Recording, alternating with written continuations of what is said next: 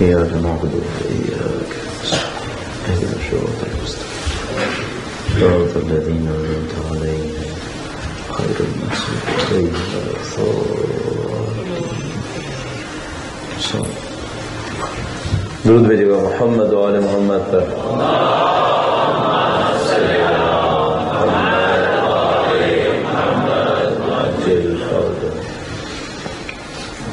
أعوذ بالله من الشيطان الرجيم. بسم الله الرحمن الرحيم. الحمد لله رب العالمين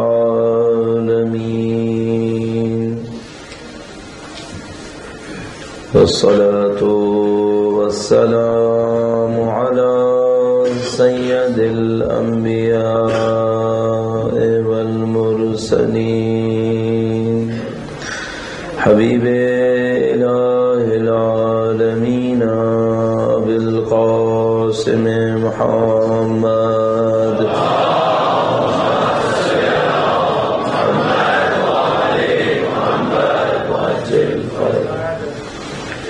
وعلى آله الطيبين الطاهرين سيما بقية الله في الأراضين. قال الله تعالى في كتابه الكريم: بسم الله الرحمن الرحيم. أم حسبت أن أصحاب الكهف والرقيم كانوا من آياتنا عجبا. درود بھیجے گا محمد و آل محمد.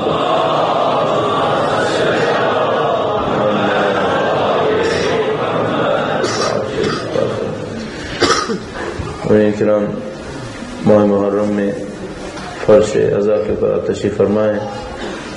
خدا کی دی ہوئی اس نعمت کا شکر بجا لانے کے لیے کہ اس نے ہمیں سید الشہداء سے متصل قرار دیا ہے، ان کی عزاداری میں مشغول قرار دیا ہے، اور اس دعا کے ساتھ کہ انشاءاللہ مرتے دموں تک پرچم اعداء کو سربلند کرنے کی سعادت نصیب فرمائے. ہمیں اور ہماری نسلوں کو اس دنیا اور اس دنیا میں سید الشہداء کے ہمراہ محشور فرمائے، اور اس دعا کے ساتھ کہ فرزند نبی خدا ان کے خاندان کے وارث کے ظہور میں خدا تعجیل فرمائے انشاءاللہ. دعاؤں کی قبولیت کے لیے درود بھیجیں محمد و آل محمد.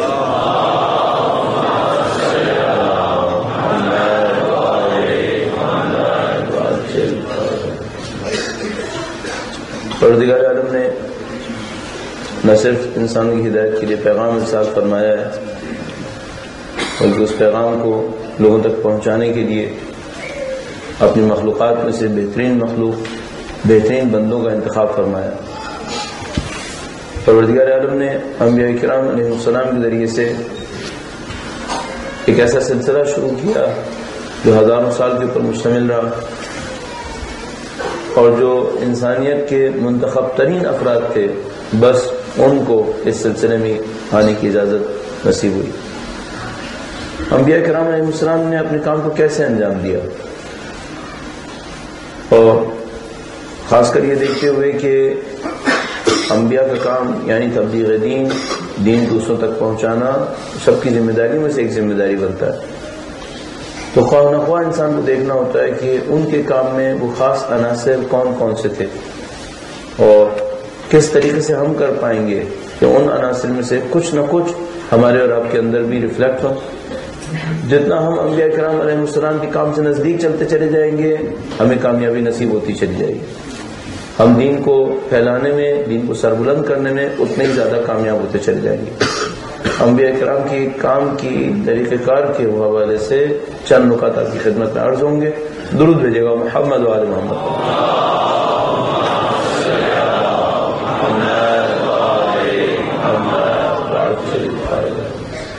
اور اس بحث کا، اس گفتگو کا ایک فائدہ اس شخص کو ملنا چاہیے جو اپنے آپ کو دوسروں کے لیے رہنما قرار دینا چاہتا ہے.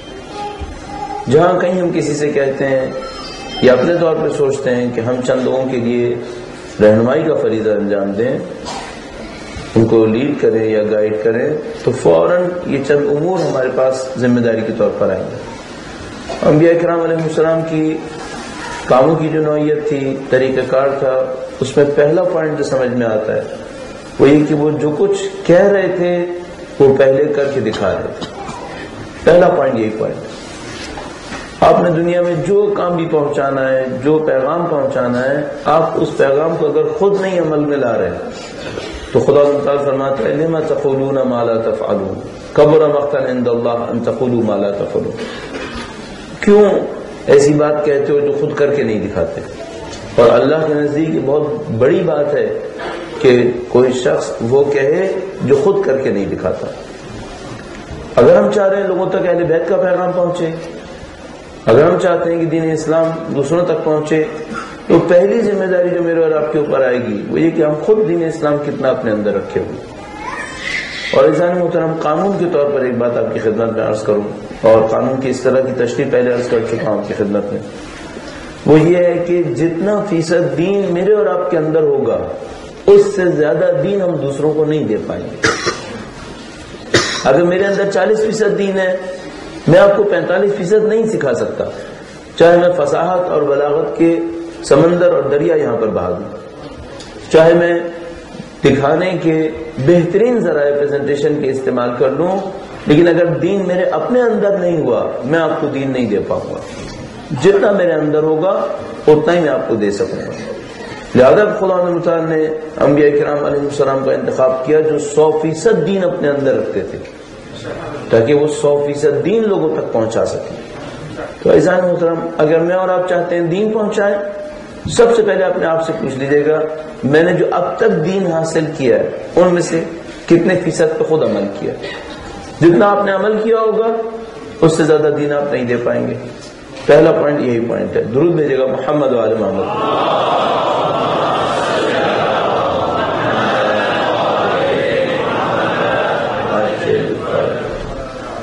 دوسرا پوائنٹ تھوڑا سا پیچیدہ اور سخت پوائنٹ ہے، اور وہ یہ ہے کہ اگر اہل بیت اطہار علیہ السلام، انبیاء کرام علیہ السلام دین ابلاغ فرما رہے تھے، دین پہنچانے کی کوشش کر رہے تھے، تو ان کا تمام تر مستقبل، ان کا پورا خاندان، ان کا سب کچھ اس دین کی راہ پر قربان ہو رہا تھا، تب کہیں جا کر دین آگے بڑھ رہا تھا.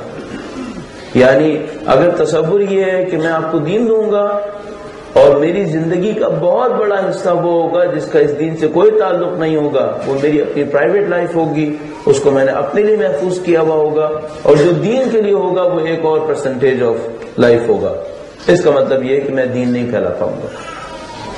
دین وہ شخص پھیلا سکے گا اور دین اس کے ذریعے لوگوں تک پہنچ پائے گا جس کی زندگی دین کے اوپر وقف ہو گئی ہوگی، وہ دین کے ابلاغ کے اندر مفید واقع ہوگا. لہذا اگر خدا نہ کرے نعوذ باللہ ایسا ہے کہ میری اور آپ کی ویلیوز تقسیم ہو گئی ہیں، اور زیادہ تر ہم لوگوں کی زندگی کے اندر ایسے ہی ہوتا ہے کہ ہم لوگ بدقسمتی سے اپنی زندگیوں کو کئی حصوں میں تقسیم کیے بیٹھے. یہاں پر جب آپ تشریف فرمائیں، میں اور آپ تو ہم سید الشہداء کے چاہنے والے، جیسے ہی کوئی بچہ کیریئر کا انتخاب کرنے لگے گا پھر اس میں سید الشہداء کا کوئی ذکر نہیں ہوگا. اس میں صرف ایک ذکر ہوگا، وہ یہ کہ کس فیلڈ میں جانے سے پیسہ زیادہ بنے گا.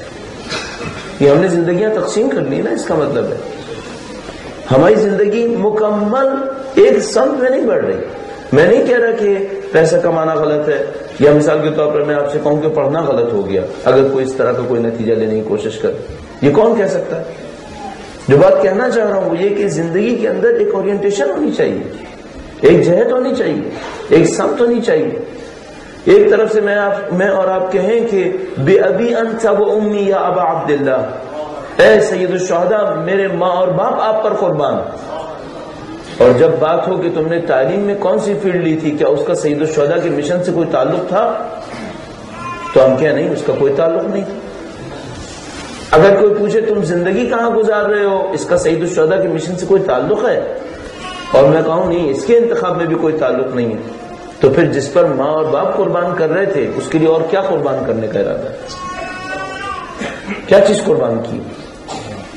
اور سید الشہداء کا وہ آفاقی جملہ جو انہوں نے میدان منا کے اندر ارشاد فرمایا. اگر عزیزان محترم آپ نے میدان منا کے اندر دیا جانے والا خطبہ نہیں پڑھا جو کربلا سے 2 سال پہلے ارشاد فرمایا تھا، اگر نہیں پڑھا ہے آج ہی کہیں نیٹ کے اوپر سرچ کر لیجئے، اپنے پاس موجود کتابوں میں کہیں دیکھ لیجئے. اس خطبے کو پڑھنا بہت ضروری ہے. آپ کے پاس 2 دن ہیں اور جیسے کہ ویکینڈ ہے آپ کے پاس، تو کہیں نہ کہیں کوشش کیجئے خطبے میں نہ آپ کو مل جائے. اس خطبے کو پڑھ کے دیکھیے. سید الشہداء نے لوگوں کے سامنے بیان کیا ہے ذمہ داریاں کیا ہے. ایک موقع کے اوپر آ کر بالکل واضح 2 ٹوک الفاظ کے اندر فرماتے ہیں یہ بتاؤ جو سامنے بیٹھے ہیں وہ دین کے نام پہ دعوے دار ہیں. فرمایا یہ بتاؤ دین کے نام پر کتنا مال خرچ کیا ہے اور کس قبیلے سے جنگ کی ہے. واضح ارشاد فرماتے ہیں. سید الشہداء کا قول اتنی صراحت کے ساتھ موجود ہے. یعنی سید الشہداء کیا فرمانا چاہتے ہیں؟ فرمانا چاہتے ہیں آیا دعووں کے ذریعے سے دین زندہ کرنا چاہتے ہو؟ اپنی زندگیوں کو تقسیم کر لو، 10 دن میرے نام پر ہوں اور 350 دن کسی اور کے نام پر چل رہے ہیں، اس طرح دین زندہ کرنا چاہتے ہو؟ آپ کی خدمت میں یہی عرض کروں، اگر میں اور آپ واقعاً دین کے معتقد ہیں اور بحمداللہ ہم معتقد ہیں اور واقعاً سمجھتے ہیں کہ یہ دین وہ اہم ترین اثاثہ ہے ہماری زندگی کے اندر جس پر ہماری زندگی نے قربان ہونا ہے، اور ہم مسلسل ایسی باتیں کر رہے ہیں، تو عزیزان محترم پھر زندگی کی پرائرٹیز سیٹ کرتے وقت کسی اور طرف کیوں دیکھتے؟ ہم نے اپنی زندگیوں کو تقسیم کیا ہوا ہے. ماہ محرم کے اندر ٹاپ پرائرٹی سید الشہداء کا ذکر ہے اور قطعاً ایسے ہی ہونا چاہیے. باقی دنوں میں کیوں نہیں ہے؟ باقی دنوں میں ٹاپ پرائرٹی سید الشہداء کیوں نہیں ہے؟ میں یہ نہیں کہنا چاہ رہا، اور میں غلط فہمیوں کا ازالہ اس لیے کرتا ہوں کہ کہیں بعد میں کوئی یہ نتیجہ نہ نکال لے. میں یہ نہیں کہنا چاہ رہا کہ 365 دن آپ صرف عزا فرمائیں، میں یہ نہیں کہنا چاہ رہا. ظاہر عزا کے خاص ایام ہیں، اس میں آپ عزا کریں گے اور اس کے اوپر ثواب حاصل کریں گے. میں کہنا چاہ رہا ہوں زندگی کے باقی حصوں کو سید الشہداء کے نام، ان کے مشن، ان کے کام سے دور کر کے فیصلے کرنا، یہ کہاں کا انصاف؟ آیا واقعی اہل بیت کے غلاموں کا طریقہ کار یہی ہونا چاہیے؟ آیا مثال کے طور پر آپ تصور کر سکتے ہیں کوئی مولا امیر المومنین کا ماننے والا اور درود بھیجے گا ان کے ساتھ مبارک پر؟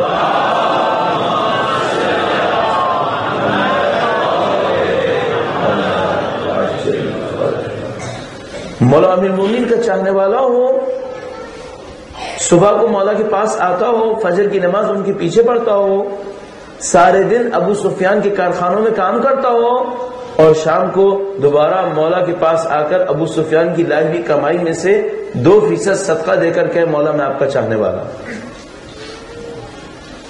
آیا واقعاً آپ اس آدمی کو کہیں گے کہ مولا کا چاہنے والا ہے؟ چاہے وہ یہ جو کچھ کر رہا ہو ابو سفیان کی خدمت اس لیے کر رہا ہو کہ مجھے بالآخر معاش کے لیے کچھ تو چاہیے اور میں اس میں سے کچھ صدقہ بھی تو کر رہا ہوں. باٹم لائن میں سرف کس کو کر رہا ہے؟ کس نظام کی خدمت کر رہا ہے؟ مجھے آج تک سمجھ میں نہیں آیا کہ ہم اپنی زندگیوں کو کیسے تقسیم کیے ہوئے. اب میں ان تمام غلط فہمیوں کو پھر ازالہ کرنے کے لیے متعدد جملے نہیں کہہ سکتا کہ کوئی یہ نہ سوچے، یہ نہ سوچے، یہ نہ سوچے. جو میں کہہ رہا ہوں کہ سوچیں وہ یہ کہ آپ کی زندگی کا ہر حصہ کہیں نہ کہیں دین اور سید الشہداء کے مشن کے کام آ. تب آپ کی اور میری زندگی وہ اصطلاح بنے گی جس کو دعائے کمیر نے ہمیں سکھایا ہے کہ خدا میری زندگی کو وردن واحدہ قرار دے دے، ایک ورد قرار دے، ایک جملہ قرار دے. بس انبیاء کی زندگی میں پہلی چیز جو کچھ کہتے تھے کر کے دکھاتے تھے. نمبر 2، اپنی زندگی کو تقسیم نہیں کرتے تھے کہ یہ وہ زندگی کا حصہ ہے جس کا دین سے کوئی تعلق نہیں اور یہ وہ زندگی کا حصہ ہے جس سے دین کا تعلق ہے. 50% بھی نہیں کرتے تھے. 100% زندگی وہی ہوتی تھی جس کا دین سے تعلق تھا. چاہے وہ کچھ بھی کرتے تھے، چاہے وہ کسب معاش کرتے ہو، مثلا اگر وہ چرواہا بھی ہوتے تھے، بھیڑ بکریاں بھی چراتے تھے، اس کے پیچھے بھی ہدف رکھتے تھے. اگر وہ تجارت کر رہے ہوتے تھے، اس کے پیچھے بھی ہدف رکھتے تھے، اور اس بات کے اندر مصر تھے کہ ہمیں اپنی زندگی کو ایک سمت لے کے چلنا ہے. عزیزان محترم، یہ انبیاء کی زندگی تھی. اور تیسری بات جو سمجھ میں آتی ہے وہ یہ کہ انبیاء صبر و تحمل رکھتے تھے، حکمت کے ساتھ صبر و تحمل رکھتے تھے. صبر و تحمل بے تحاشا تھا. جو شخص چاہتا ہے دین کی راہ میں کوئی کام کرے، اس کو مصائب کے لیے تیار ہونا پڑے گا، اس کو مشکلات کے لیے تیار ہونا پڑے گا. اور میں آپ کی خدمت میں عرض کر رہا ہوں، یہ جو کچھ ہم آپ کی خدمت میں اس وقت کر رہے ہیں، شاید ظاہری طور پر میں یہ کہوں گا کہ یہ تبلیغ دین ہے، لیکن واقعی پیمانے پہ اگر میں سوچتا ہوں تو میں کہتا ہوں یہ تبلیغ دین کی صرف ایک جھلک ہے. یہ واقعی تبلیغ دین نہیں بن سکتی. اس کی وجہ یہ کہ مجھے اس میں کوئی مصیبت نہیں اٹھانی پڑ رہی. آپ ویسے ہی میرا ساتھ دے رہے ہیں، آپ ویسے ہی میری بات سننے کے لیے آئے ہوئے. یعنی میں کون ہوتا ہوں کہ میری بات سننے کے لیے؟ آپ سید الشہداء کے ذکر کے لیے آئے ہوئے ہیں. مجھے سعادت مل رہی ہے کہ میں عرض کر رہا ہوں اور آپ سن رہے ہیں. تو میں سمجھتا ہوں یہ تو آسان کام ہے. اصل تبلیغ دین کیا ہے؟ جب ہم نکل کے معاشرے کے اندر جائیں، دین کے نام پر لوگ ہمارا مقابلہ بھی کریں اور ہم پھر بھی دین کے اوپر ڈٹیں. وہ اصلی دین. درود بھیجے گا محمد و آل محمد.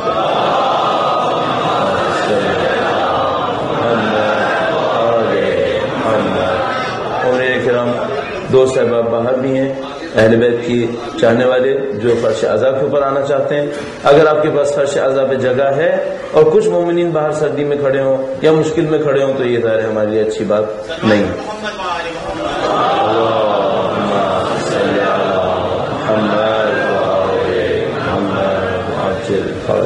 بڑھ دیگر درود بھیجے گا محمد و آل محمد پر.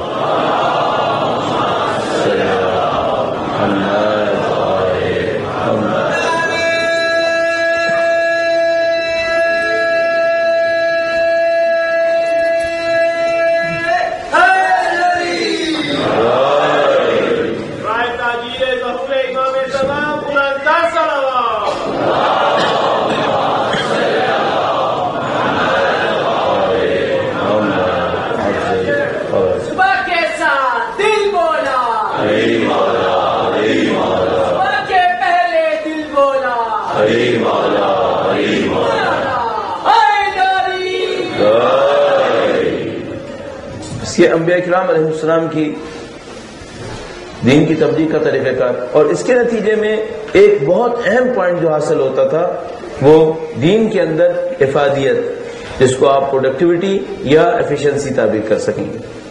اس مفہوم پر خاص توجہ دیجیے گا. کوئی فکر اس وقت تک دنیا میں کامیاب نہیں ہو سکتی جب تک اپنی افادیت ثابت نہ کرے، خاص کر آج کے زمانے میں. آج فلسفیز کا ٹائم ہے لیکن اس کی ویلیو کم ہے. کون جائے گا لائبریریز کے اندر جا کر کتابیں اٹھائے اور وہاں پر جا کر دیکھے کہ فلاں نے اپنے فلسفے کے اندر کیا لکھا ہے؟ آج کل ایسا نہیں ہے. آج کل جو چیز رائج ہے، رائج سکہ ہے، وہ یہ ہے کہ آپ کے پاس جو کچھ بھی ہے اس کے نتیجے میں فائدہ کیا نصیب ہوگا. قرآن کریم میں ارشاد فرماتا ہے وَأَمَّا مَن يَنفَعُ النَّاسَ فَيَمْكُثُ فِي الْأَرْضِ. جو لوگوں کو فائدہ پہنچائے گا وہ زمین کے اوپر باقی رہے گا. یہ خدا کا قانون ہے. بس اگر مثال کے طور پر کسی شخص کی ایجاد نے لوگوں کو فائدہ پہنچایا ہے، اس کا نام زمین کے اوپر باقی رہے گا، اس میں کوئی شبہ نہیں ہے. اب چاہے وہ کافر ہو چاہے وہ مسلمان ہو، وہ چیز بھی باقی رہے گی جو لوگوں کو فائدہ پہنچائے گی.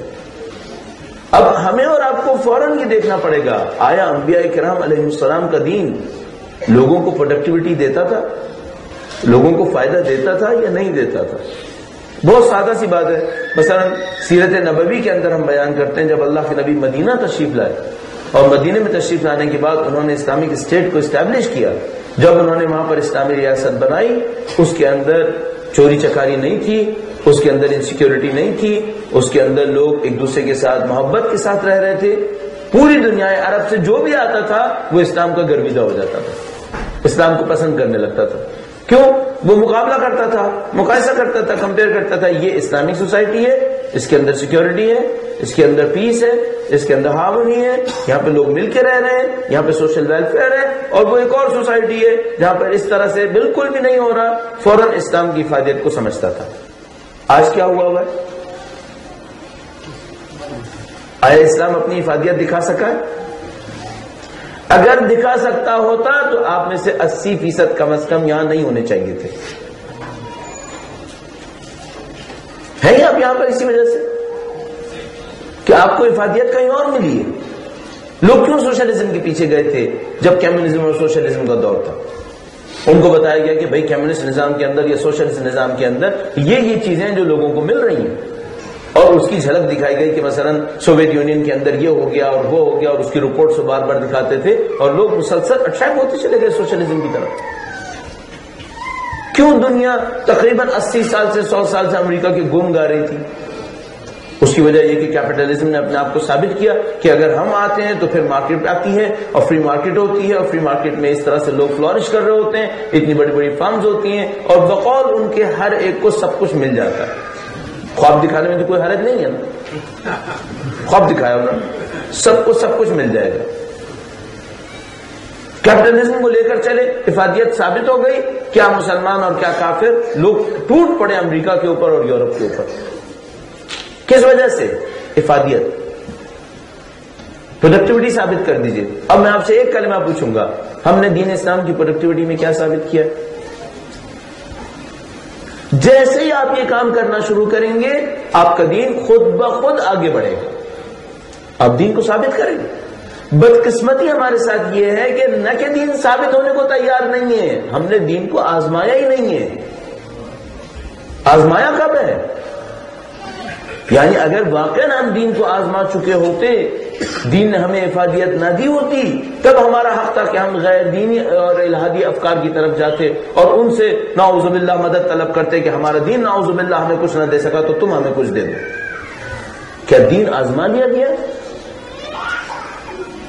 اچھا، آپ ممکن ہے کہیں گے بھائی اگر دین آزمایا نہیں گیا تو پھر جو اسلامک سوسائٹیز ہیں ان میں کیا ہو رہا ہے؟ آپ خود اچھی طرح جانتے ہیں، آیا واقعا ان میں دین ہے؟ کیا ہم سب جانتے ہیں کہ یہ 55 ممالک اور کچھ ممالک یہ نام کے دیندار ہیں، نام کا اسلام ہے ان کے اندر؟ اور عزیزان محترم، کیوں دوسروں کو کچھ کہیں؟ ہمارے اندر ہے،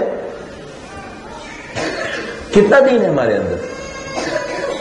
اب ممکن ہے میرا جیسا کوئی آدمی ظاہری طور پر کہے کہ بھائی ٹھیک ہے، ہم نماز پڑھ رہے ہیں، ہم روزہ رکھ رہے ہیں، ہم ظاہری کاموں کو انجام دے رہے ہیں اور یہی دین ہے، تو میں کہوں گا آیا واقعا یہی دین ہے یا دین اس کے پیچھے کچھ اور ہے؟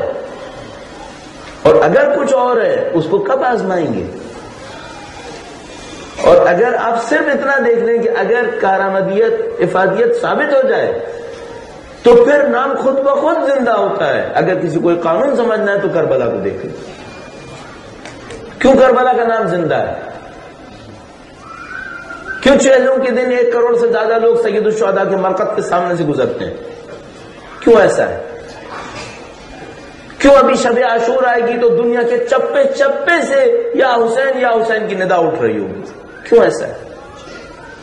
اگر سید الشہداء کے نام نے افادیت نہ ثابت کی ہوتی تو لوگ کیوں 400 سال کے بعد بھی سید الشہداء کا نام لے رہے؟ کیوں اس مرقد مطہر کے اوپر دیوانہ واد لپک رہے ہیں؟ اس وجہ سے کہ افادیت ثابت ہوئی ہے، پوری دنیا کو پتا چلا ہے کہ جہاں حسین کا نام ہوتا ہے وہاں کیا ہوتا ہے۔ اس کو ہمیں بڑھانا پڑے گا، پوری دین کے اوپر اس کو لانا پڑے گا۔ اور میں چند مثالیں آپ کی خدمت میں عرض کر کے اس بحث کو آگے لے کے جانے کی کوشش کروں گا کہ اگر آپ پریکٹیکلی چاہتے ہیں اپنے دین کو ثابت کریں، اور میں عرض کروں گا دوسروں کے لیے ثابت نہ کریں، پہلے اپنے لیے ثابت کریں، پہلے آپ خود مطمئن ہو جائیں کہ آپ کا دین افادیت رکھتا ہے۔ چند مثالیں عرض ہوں گی، درود بھیجے گا محمد و آل محمد۔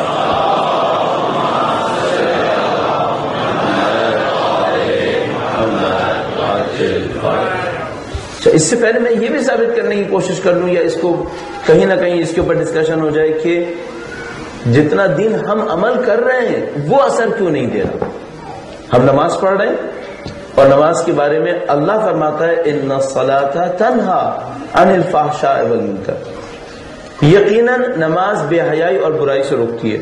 اور ہمارے سامنے کامن فینومینا ہے کہ بہت سارے نماز پڑھنے والے بے حیائی اور برائی سے نہیں رکے۔ صحیح. اب ہم اس کا حل کیا دے سکتے ہیں؟ بہت سادہ اور آسان حل، وہ یہ کہ آیا یہ جو پڑھ رہے ہیں یہ واقعی نماز ہے؟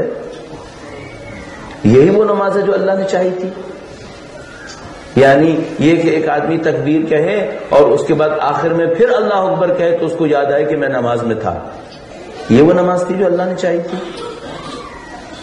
ایک آدمی غصبی جگہ کے اوپر کھڑے ہو کے نماز پڑھ رہا ہو، دھوکہ دے کے ایک جگہ کو حاصل کرے اس میں نماز پڑھ رہا ہو اور اس کے بعد کہے میری نماز مجھے بے حیائی اور برائی سے نہیں روک رہی، آیا خدا نے یہ نماز چاہی تھی؟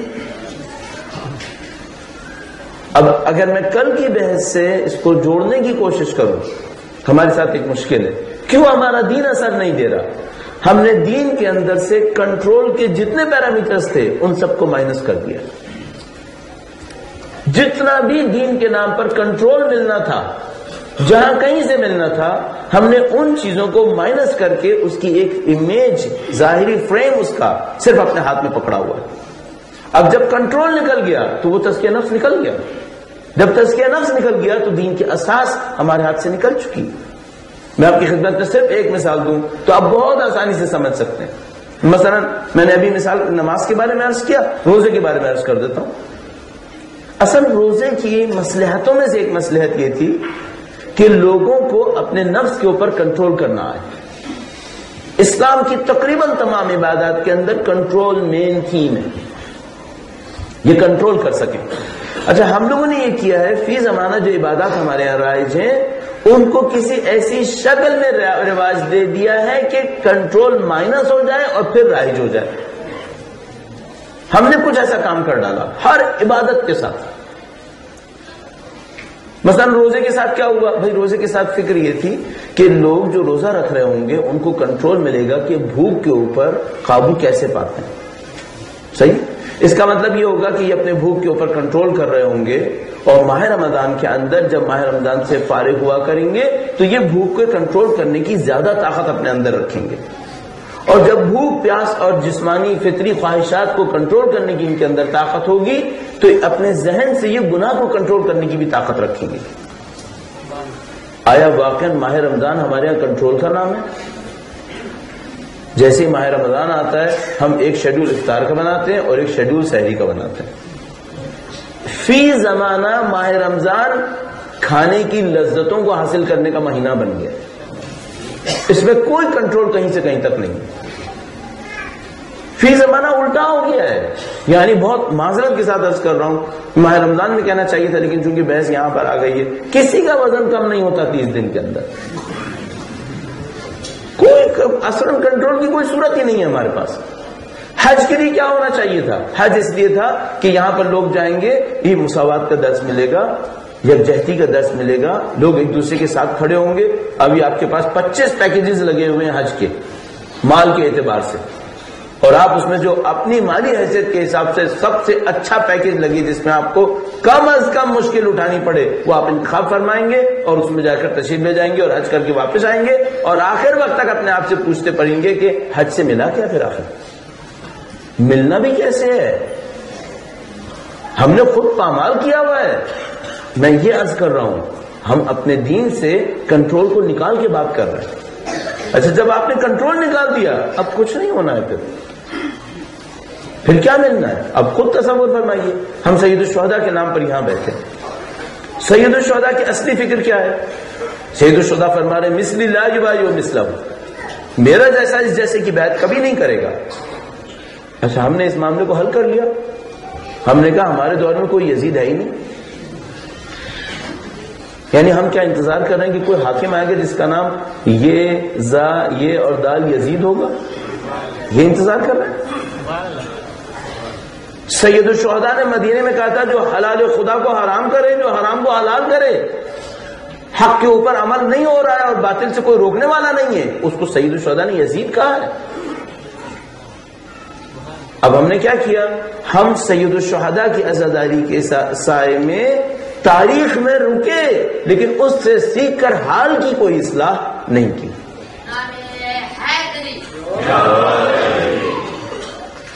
اب اس مشکل میں کیا ہوا؟ اس مشکل میں یہ ہوا کہ جو سید الشہداء کی عزاداری نے ہمیں زندہ کرنا تھا کہ ہم اپنے دور کے اندر دیکھتے آج کے دور میں کون ہے جو یزید کی طرح چل رہا ہے.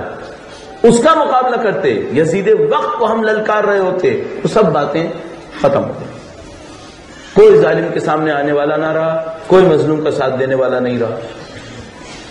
اور سید الشہداء اور ان کے والد گرامی فرماتے رہے کہ کونا للظالم خصما وللمظلوم عونا. عزاداری رہی، لیکن عزاداری کے پیچھے جو سید الشہداء کی فکر ہمارے اندر آ جانی چاہیے تھی وہ نہیں آ پائی. تقریباً دین کے تمام احکام کے ساتھ ہمارا رویہ یہی رہا. نتیجہ کیا ہوا؟ نتیجہ یہ ہوا کہ دین کی افادیت ختم ہونا شروع ہو گئی. ایک آدمی 25 سال نماز پڑھے اور اسے آخر تک پتہ نہ چلے کہ نماز نے مجھے دیا کیا ہے. کب تک پڑھے گا پھر؟ قرآن کریم کو پڑھے چلا جا رہا ہے بیچارہ، 40 سال سے پڑھ رہا ہے، آج تک پتہ نہیں چلا اس میں ہے کیا. کب تک پڑھے گا پھر؟ چلیے یہ تو پڑھ پڑھ کے زندگی گزار لے گا، اس کی اگلی نسل پڑھے گی. عزیزان محترم، اگر ہم دین کی افادیت کو ثابت نہ کر سکے، ہماری اگلی نسلیں دین قبول نہیں کر پائیں گی. اس کی وجہ یہ کہ وہاں ان کے سامنے ایک فریم بنا ہوا ہوگا کہ جو چیز لاجیکل ہے، جو چیز پروڈکٹیوٹی دے گی، جس کا کوئی یوٹیلائزیشن ہے، ہم اسے ایکسپٹ کریں گے. اور اگر آپ کا دین افادیت نہیں دے رہا ہے تو پھر کیسے قبول کر پائیں گے؟ جو چیز فائدہ دے گی وہ زمین پر باقی رہے گی. قانون خدا ہے، اما ما ينفع الناس فيمكث في الارض. اب آپ کو اور مجھے سوچنا پڑے گا ہمارا دین افادیت کیسے دے گا، ہمارا دین کارآمد کیسے ہوگا. ایک واقعہ آپ کی خدمت میں عرض کرتا ہوں، درود بھیجے گا محمد و آل محمد.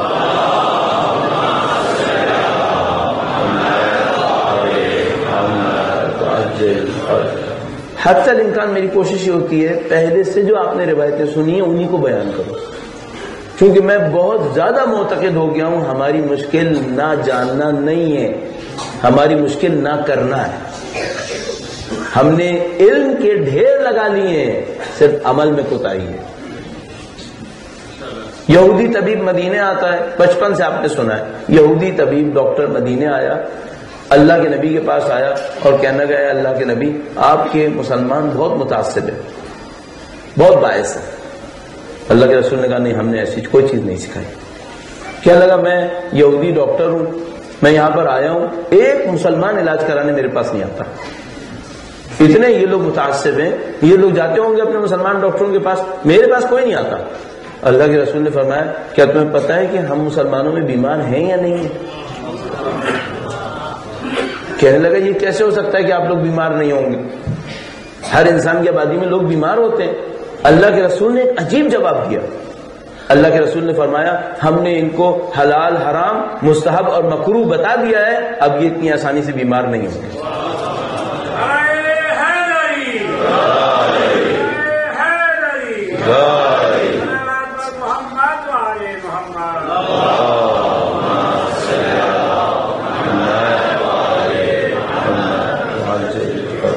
اس کا مطلب ہے اللہ کے نبی یہ کہہ رہے ہیں کہ اگر تم میرے حلال و حرام پہ عمل کرو، میرے بتائے ہوئے مستحب اور مکروہ پہ عمل کرو، میں تمہاری بیماریاں بھی ختم کروا دوں گا.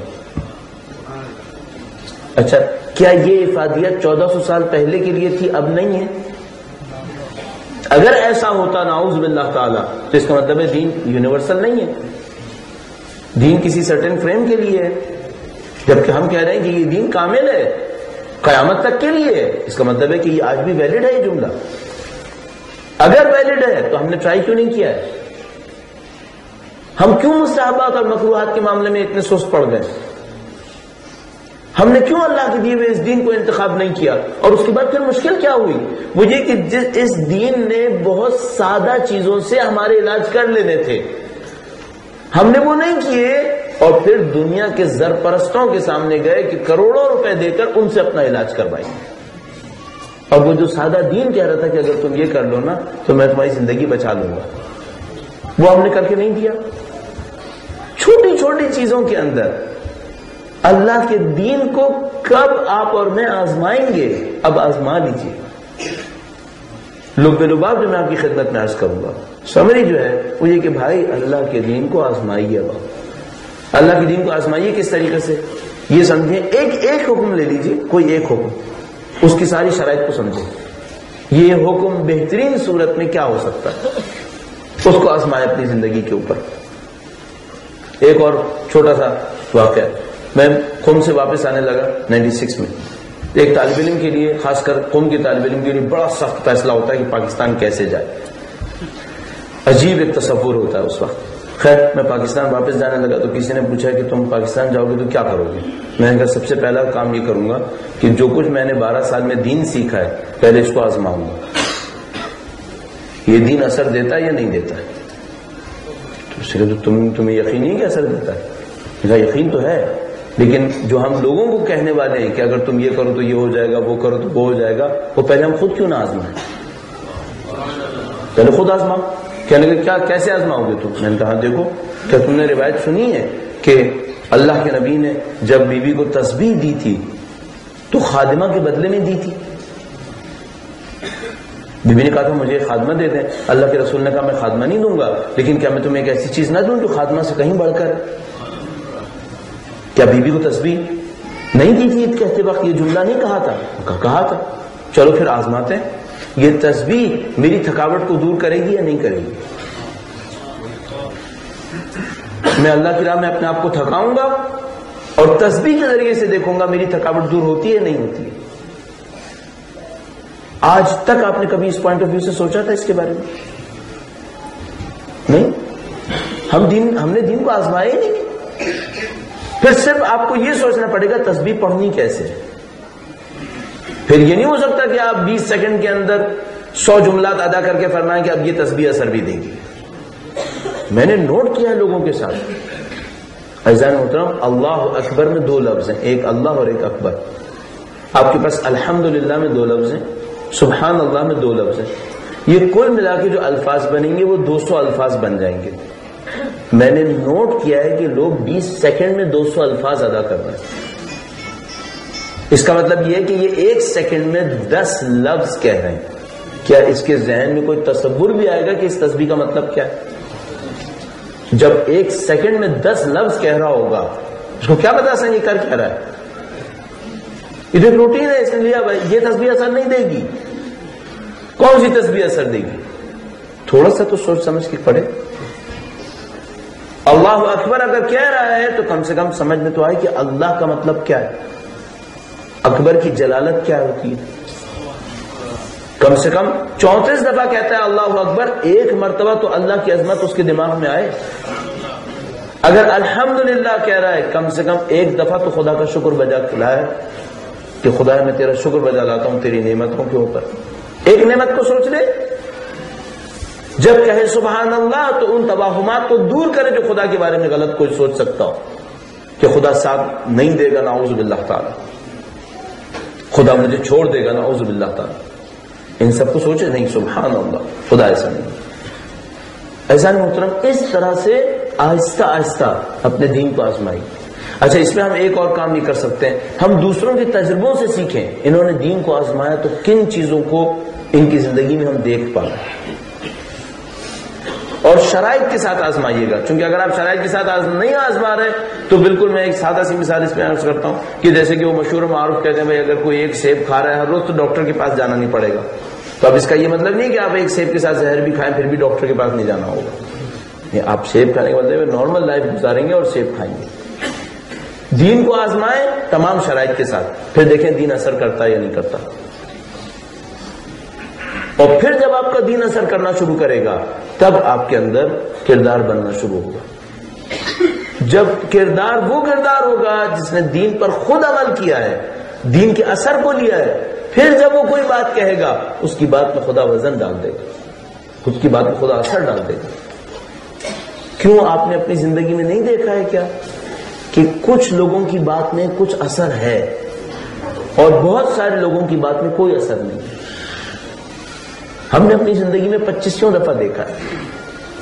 مختلف اساتذہ کے پاس جاتے تھے، تقریباً مثلاً فرض سب قوم کے اندر رہ رہے، کسی کے پاس جاتے تھے دیکھتے تھے اس کی کہی ہوئی بات پر 1 ہفتے تک دل پر اثر رہتا تھا، کسی کی بات پر مہینے بھر تک اس کا اثر رہتا تھا، کسی کی بات سنتے تھے سمجھ میں ہی نہیں آتا تھا کہ کیا اثر ہوا. کیوں ایسا ہے؟ آیا اس نے وہی زبان نہیں بولی ہے؟ وہ بھی وہی زبان بول رہا ہے جو یہ بول رہا ہے، سب کچھ وہی کر رہا ہے. صرف ایک مشکل ہے، اس کے پیچھے عمل ہے، اس کے پیچھے عمل نہیں. ایک کے پیچھے عمل ہے جو بول رہا ہے. کیوں ہم اپنی زندگی میں اپنے دین کے عمل کی طاقت سے نہ بوجھیں؟ آزمائیے اپنے دین کو. اگر آپ کا دین کہتا ہے خدا سچے کا ساتھ دے گا، آپ سچے بن جائیے، پھر دیکھیے خدا ساتھ دیتا ہے یا نہیں دیتا. وَمَن يَتَوَكَّلْ عَلَى اللَّهِ فَهُوَ حَسْبُهُ، قرآن کریم ارشاد فرماتا ہے جو اللہ پہ توکل کرے گا تو خدا اس کے لیے کافی ہے. آپ نے توکل کیا خدا پہ؟ توکل کی میننگ کیا ہوتے ہیں پہلے اس کو سمجھ لیجئے. توکل کے لیے کیا کرنا ہوتا ہے اس کو کر لیجئے. جب یہ ساری شرائط پوری کر لیں پھر دیکھیں خدا ساتھ دیتا ہے یا نہیں دیتا. بہت اچھا ہے پچھلوں کی کچھ کہانیوں کو، واقعات کو پڑھ لیجئے تاکہ آپ کو اور مجھے یقین آئے کہ ہمارا دین ساتھ دیتا ہے. ہم نے دین کو آزمایا نہیں. اور ایک دفعہ اگر آپ کو اپنے تجربے سے دین کا کوئی ایک حکم اپنی ذات کے اندر سمجھ میں آ گیا کہ ہاں یہ دین کا وہ عمل ہے جس نے ساتھ دیا ہے، پھر آپ کا یقین بڑھنا شروع ہو جائے گا. پھر آپ اپنی زندگی میں قوانین بنانا شروع کر دیں گے.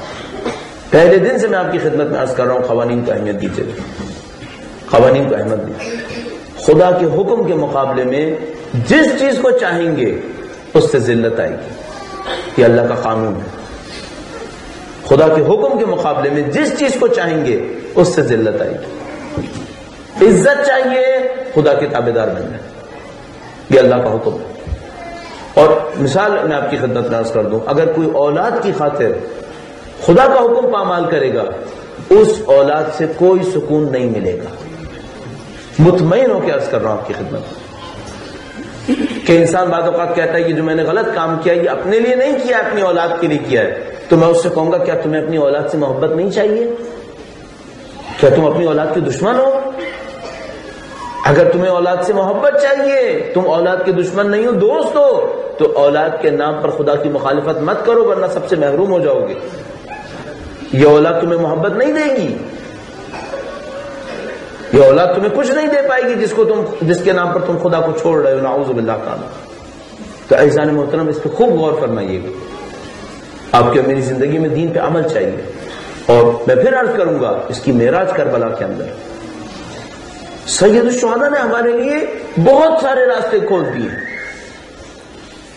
کہ مثال کے طور پر اگر سید الشہداء کی اس قربانی کی طرف نظر دوڑاتے ہیں، وقت اتنی تیزی سے گزرتا ہے پتہ ہی نہیں چلتا ہے، یا شاید آپ کو پتہ چلتا ہوگا مجھے پتہ نہیں چلتا ہے. ہمیں بار بار دیکھنا پڑے گا یہ دین کیسے ہمیں عزت دے گا. عزیزان محترم عزت ہمارے لیے اگر ہم صاحب دین ہیں، ان العزت للہ ولرسولہ وللمؤمنین وکلمۃ اللہ ہی العلیٰ. اللہ کا کلمہ بلند رہے گا. نہ ڈرو نہ خوف کھاؤ. انتم الاعلون، تم سر بلند رہو گے. ان کنتم مؤمنین، اگر تم صاحب ایمان ہو. آپ کو عزت دیتا ہے خدا. اور اگر کسی کو یقین نہیں آتا ہے تو چند لمحے کے لیے کربلا کو دیکھیں. چند لمحے کے لیے کربلا کو. کاش ہم لوگ اس کے اوپر معتقد ہو جائیں. عزت دین سے ملنی ہے. عزت خدا کے سوا کہیں سے نہیں ملنی. کوئی ڈگری جو خدا کے مقابلے میں آئے، کوئی دولت جو خدا کے مقابلے میں آئے، کوئی تعلق جو خدا کے مقابلے میں آئے کبھی عزت نہیں دے گا. عزت وہاں سے ملے گی جو خدا کے سائے میں آئے گا. کربلا سے بڑھ کر کہاں سے سیکھ سکتے ہیں؟ جس کا لاشا 3 دن بے گور و کفن پڑا رہے. آیا تصور تھا کہ نام باقی رہے گا؟ ظاہر کو سوچیں. جس کا لشکر شکست کھا گیا، ظاہری طور پر دشمن سمجھ رہا ہے کہ ہم نے شکست دے دی. دشمن کیا کر سکتا تھا؟ جو کر سکتا تھا کر لیا. اب ظاہری طور پہ کیا بچا تھا؟ کچھ نہیں بچا تھا. اور خدا فرماتا ہے کہ ہم حسین کا نام زندہ کریں گے. آپ اپنے آپ کو دیکھیں. آپ کا یہاں پر ہونا معجزہ ہے. کس نے آپ کے اور میرے دلوں میں سید الشہداء کی محبت ڈالی ہے؟ کیوں آپ حسین کے نام پر گریا کرتے ہیں؟ یہ اللہ کا معجزہ ہے. یہ وہ وعدہ خدا ہے جو اس نے سید الشہداء کے ساتھ کیا ہے، جو اس نے اپنے رسول کے ساتھ کیا کہ اے نبی حسین کو قربان کرو، میں حسین کا نام زندہ کر دوں گا. وعدے ہوئے ہیں یہاں پر. اللہ کے رسول سے لے کر امیر المومنین اور سیدہ اور امام حسن مجتبی سب نے مل کر حسین کو پروان چڑھایا ہے. حسین قربانی دے گا. سید الشہداء نے قربانی دی. پھر اللہ نے نام کو بلند کیا اور اتنی عظمت دی ہے اور نہیں معلوم کتنی عظمت ملنا ہے. آج ہم اور آپ 1400 سال کے بعد دنیا کے ایک گوشے میں جس کا سید الشہداء کی کربلا سے بظاہر کوئی تعلق نہیں, اس سرزمین کے رہنے والوں کا کربلا سے کوئی تعلق نہیں, دنیا کے ایک گوشے میں بیٹھے ہیں اور اگر کوئی کہے حسین کی یتیم بچی تو لوگ گریا کر رہے تھے. کہ یہ اللہ کے معجزے کے سوا کچھ اور ہے کہ اللہ نے امام حسین کا نام بلند کیا ہے.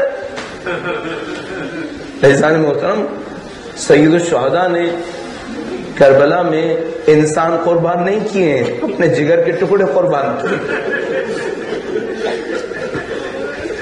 اپنے جگر کے ٹکڑے بکھیرے رہے کربلا کی سرزمین کے اوپر. کیا ہمارے لیے کہیں سے کہیں تک ممکن ہے کہ ہم سمجھ سکیں کہ جب قاسم ابن الحسن آئے ہوں گے سید الشہداء کے سامنے اجازت لینے کے لیے, تو سید الشہداء کے دل پر کیا گزر رہی ہوگی؟ 14 سال کا بچہ ہے, شب عاشور کا موقع ہے, اصحاب کے سامنے کہہ دیا گیا ہے چراغ بجھا دیا جائے گا, جس نے جانا ہے وہ چلا جائے, اور سب کو دعوت دے دی گئی ہے کہ چلے جاؤ. کوئی نہیں جاتا, چراغ دوبارہ جلا دیا گیا, اصحاب وہیں پر موجود ہیں. اعلان ہو گیا کہ کل تم سب لوگ شہید ہو جاؤ گے. قاسم ابن حسن شہادت کی آرزو لیے بیٹھے ہوئے ہیں, 14 سال کا سن ہے. بنی ہاشم کے خاندان کی آپ نے شجاعت دیکھ لی, 14 سال کا بچہ بھی شہادت چاہ رہا ہے. سید الشہداء نے فرمایا تم سب لوگ شہید ہو جاؤ گے. فرمایا امو جان بتائیے میں شہید ہوں گا یا نہیں ہوں گا؟ مجھے نہیں معلوم مولا کس دل سے جواب دے رہے ہوں گے, اور نہیں معلوم ان کی ماں نے سنا ہوگا یا نہیں سنا ہوگا. فرمایا بیٹا قاسم تم بھی شہید ہو جاؤ گے اور علی اصغر بھی شہید ہو جائے گا. جیسے ہی شہزادے نے یہ سنا فرمایا امو جان کیا دشمن ہمارے کھیتوں تک پہنچیں گے؟ اب قاسم کو اپنی شہادت یاد نہیں رہی ہے, علی اصغر کی شہادت بھی یاد نہیں رہی ہے, صرف بیوی زینب کا پردہ یاد رہ گیا. اے چچا کیا دشمن ہمارے خیموں تک آئیں گے؟ ہاشمی غیرت ہے. سید الشہداء جانتے ہیں قاسم کا مظلوم سا دل ہے, معصوم ہے, کم سن ہے, یہ شام غریبہ کے مصائب کو نہیں جھیل پائے گا. کہا بیٹا میں علی اصغر کو لے کر خود جاؤں گا. شام غریبہ جھیلنا ہر ایک کے بس کی بات تھوڑی تھی, وہ تو سید سجاد کا جگر چاہیے. اللہ شام غریبہ تھوڑی کوئی جھیل سکتا تھا. قاسم سے بھی چھپا لیا, کہا بیٹا میں علی اصغر کو لے کر جاؤں گا. بس ایک جملہ پوچھا بیٹا قاسم آپ کے لیے شہادت کیسی ہے؟ فرمایا امو جان احلا من العسل, ہمارے لیے تو شہد سے زیادہ شیریں ہے. شہادت کے طلبگار ہیں قاسم. بس ایک موقع آیا, عاشور کا دن شروع ہوا, ایک ایک کر کے اصحاب نے جانا شروع کیا, اور قاسم ہر دفعہ آ کر سید الشہداء کے خیمے میں کھڑے ہو جایا کرتے تھے. امو جان کیا میں جاؤں؟ اب چچا اپنے بھائی کے یتیم نشانی کو کیسے بھیجتے؟ جب بھی قاسم کو دیکھتے تھے بھائی کا لاشا یاد آ جاتا تھا, بھائی کے جگر کے ٹکڑے یاد آ جاتے تھے. قاسم کو کیسے بھیجتے تھے؟ ہر دفعہ فرماتے تھے بیٹا صبر کرو، بیٹا صبر کرو۔ ایک وقت آیا قاسم اپنی ماں کے پاس گئے، گویا ماں سے کہا ماں اب آپ اجازت دلوا دیجیے، ہم سے صبر نہیں ہوگا۔ سید الشہداء کے پاس آئے، ہاتھوں کو چوما، پاؤں کو پکڑا، اتنا درخواست کی، سید الشہداء نے اجازت دے دی۔ ایک موقع پر اجازت مل گئی، اپنی ماں کے پاس جانے لگے کہ تیار ہو کر آئے۔ کمسن بچہ مشکل میں ماں کے پاس جاتا ہے نا، ابھی قاسم کو پتا نہیں ہے کہ جنگ کرنے کے لیے کس کے پاس جانا چاہیے۔ سید الشہداء نے دیکھا بچہ تیاری کے لیے جا رہا ہے، سب مجاہد تیار ہو کر سید الشہداء کے پاس آتے تھے۔ سید الشہداء نے کہا قاسم کو میں خود تیار کروں گا، قاسم سے دل جڑا ہوا ہے، کہا قاسم کو میں خود تیار کروں گا۔ سید الشہداء نے قاسم کو تیار کرنا شروع کر دیا۔ سر کے اوپر رکھنے کے لیے کلا ہوتا ہے خوب کی طرح، تاکہ لوہا ہوتا ہے تاکہ کوئی سپر بنے۔ کوئی لوہے کی ٹوپی قاسم کے سر پہ نہیں آتی تھی، سید الشہداء نے امامہ باندھ دیا، کہا میرا بیٹا جنگ پہ جا رہا ہے۔ ابھی تو آخری روایت اس معاملے کے اندر بہت عجیب ہے، علامہ ذیشان الجوادی پڑھا کرتے تھے۔ جب قاسم کو تیار کیا تو قاسم کو کہا بیٹا ذرا میرے نزدیک آؤ، بیٹا نزدیک آؤ۔ جب قاسم نزدیک آئے تو گریبان چاک کر دیا۔ قاسم نے کہا بابا امو آپ نے یہ کیا کیا؟ کہا بیٹا چاک گریبان یتیم کی نشانی ہے، شاید کسی کو رحم آئے، میرا یتیم جا رہا ہے، شاید کسی کو رحم آئے۔ ارے میں کہوں گا مولا یہ اشقیاء ہے، اس کو رحم نہیں آیا۔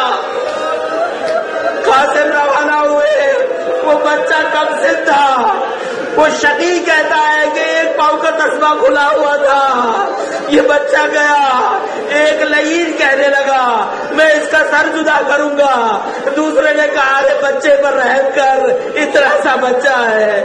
وہ لعین آیا، اس نے بچے پہ حملہ کیا، بچہ زمین پر گرا۔